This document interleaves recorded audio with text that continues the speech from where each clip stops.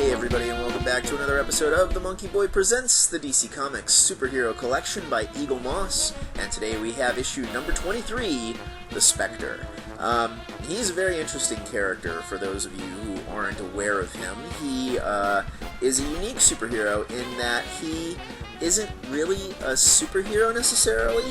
He is a spirit that is a spirit of vengeance, God's spirit of vengeance, and he attaches himself to a human host. And he's had lots of different hosts over the years. His most famous, and the one that this one covers mostly, is the character of Jim Corrigan. But we also learn about a couple of other hosts that the Spectre has had in the magazine, which is what we'll cover first, and that will tell us pretty much everything we need to know about the character. I'm not going to get too detailed about him because, gosh, if we got detailed, it would take a very, very long time. So I'm going to try and breeze through this as quickly as I possibly can. Just know that he is an extremely powerful hero that has played pivotal roles in a lot of the big crises that have rebooted the universe in the DCU. So anyway, so he's a big gun. And then, number two, we'll take a look at the figure, giving you the good, the bad, the ugly.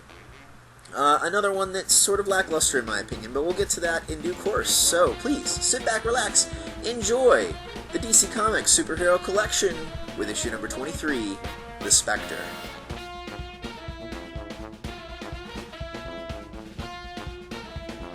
First up, we have the character section.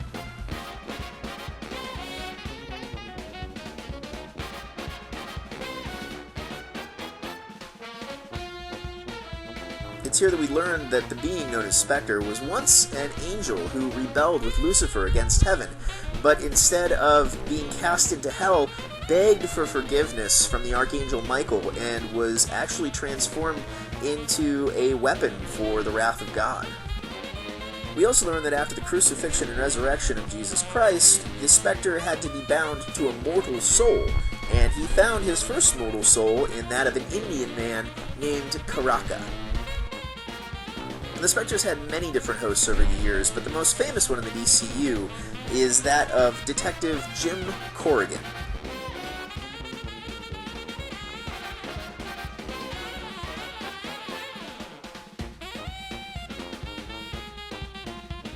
And we see Jim Corrigan using his newfound powers as a detective to help fight crime in the city. We also see him enlisting in the army during World War II to use his powers against the Nazis.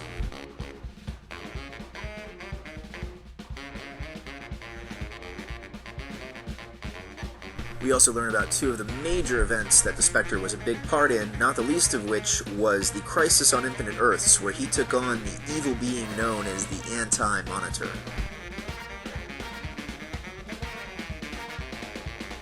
We also see the Spectre having to do battle with a Superman who's been corrupted by the influence of the Lance of Longinus.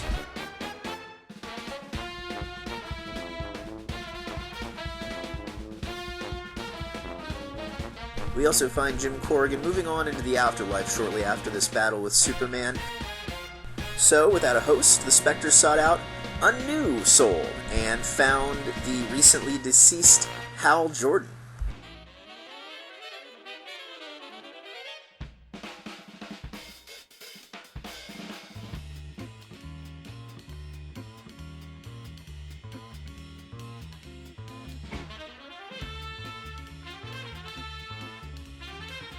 After being separated from Hal Jordan, the Spectre found himself hostless and was manipulated by the evil Eclipso into attacking all magic in the DCU.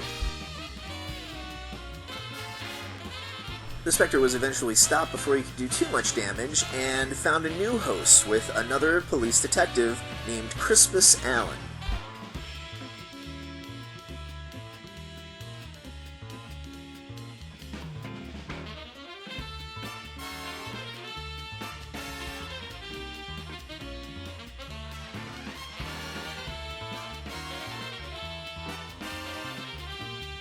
Next, we have a few of the Spectre's classic storylines.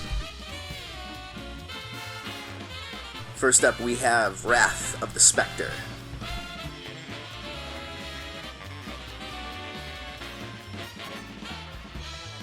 And what this story did was it transformed the character from this Deus Ex Machina type of figure, this cosmic level superhero, into the more Golden Age version of himself, where he was this wrathful, vengeful righter of wrongs, where he would track down evildoers no matter how petty or small they were, and bring the wrath of God to them. He hunted neo-Nazis, bank robbers, cop killers, and brought justice to them in this classic, pulpy noir tale.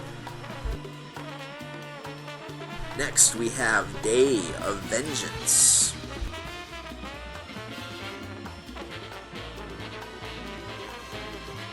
Now, this is the story that found the now soulless Spectre being manipulated by the evil Eclipso and going to war with magic users on Earth. He kills Shazam, and it's a spectacular, spectacular comic book series that really reveals how powerful this character is and redefines him for a new generation. Finally, we have The Spectre, Tales of the Unexpected.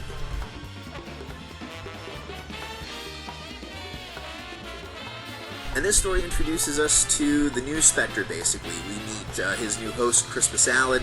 It takes a more horror sort of turn in this series. It's gritty, it's grisly, it's supernatural and horror all at the same time. Stunning artwork and a really cool read.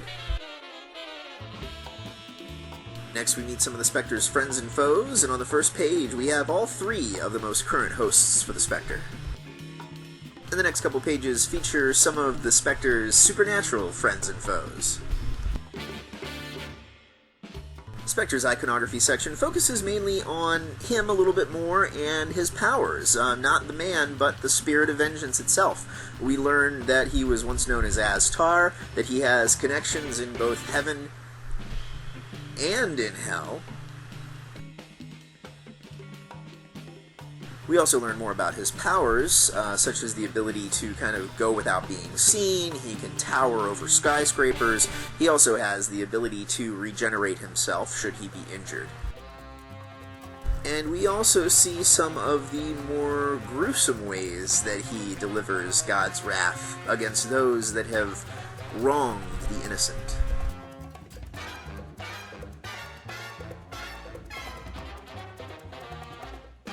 And finally, in the original thinking section, we have part 14 of the DC timeline, Beasts of the Dry Lands.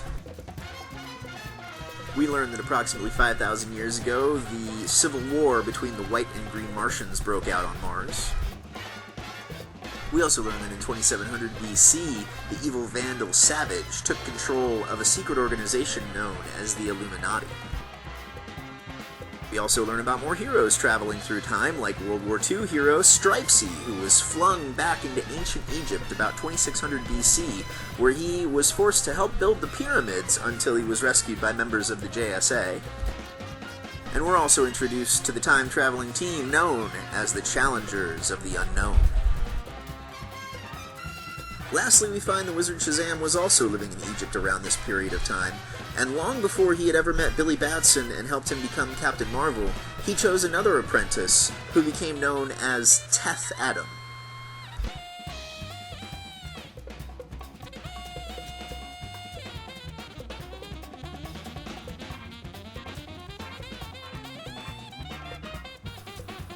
And here we have Spectre.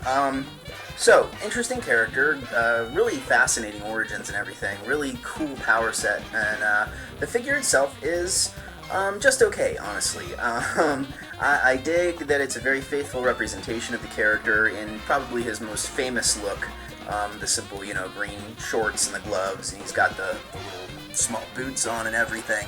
I like the pasty, kind of ghostly white that they used. It's very chalky.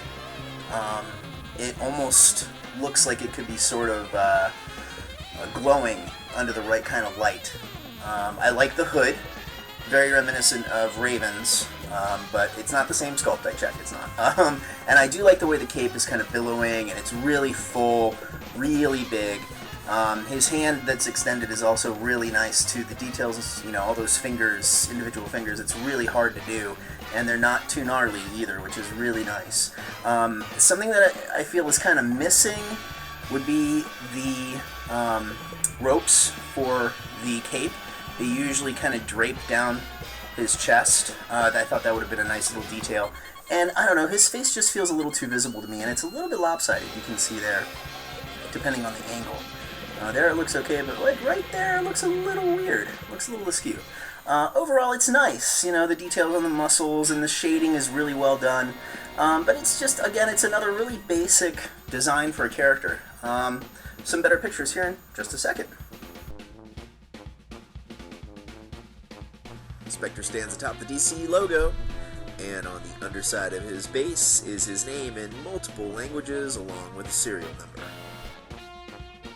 And a quick shot with the Spectre next to Hal Jordan, Green Lantern.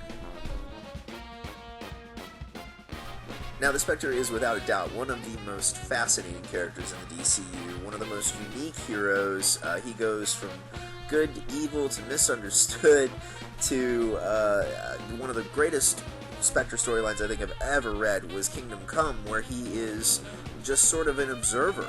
A really, really awesome story if you haven't read it. The figure overall is just okay for me, unfortunately. It's nice to finally have a JSA member. I'm just not impressed with the figure overall. The good, I like the pose. I love the cloak.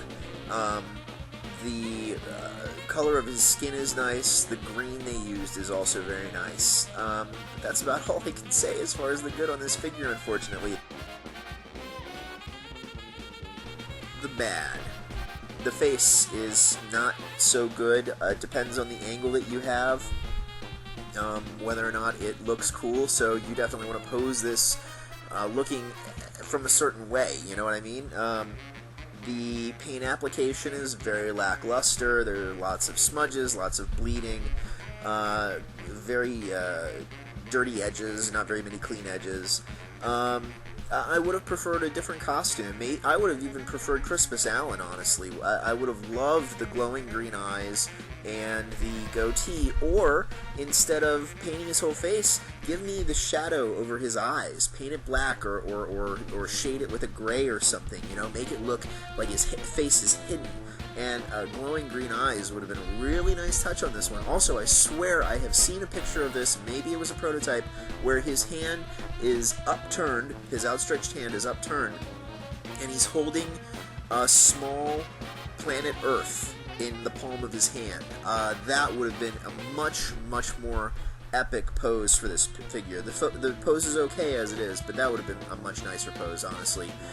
Or even one where the cloak is like draped completely around his body, and you can just see part of his chest or shoulder or something, like one of the Alex Ross paintings that's out there. The ugly, only thing to watch out for on this figure is his outstretched hand. So if you're particular, look at it first, because I've seen a lot of gnarly ones out there. I had to pick between this one and another one who looked like he had really, really awful arthritis. Overall, you know, he's just an okay figure. It's just a matter of taste, I guess. It's nice to have him. He looks good when he's behind some of the other figures in the JSA, as you'll see when we get to them. But overall, just okay, unfortunately. But again, like I say, they can't all be perfect.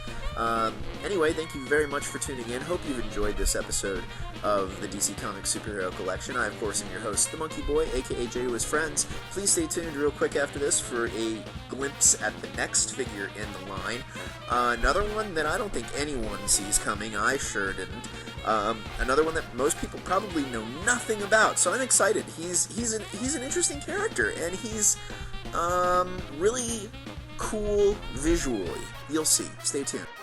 Anyway, I of course am your host, the MonkeyBoy. Thanks for watching.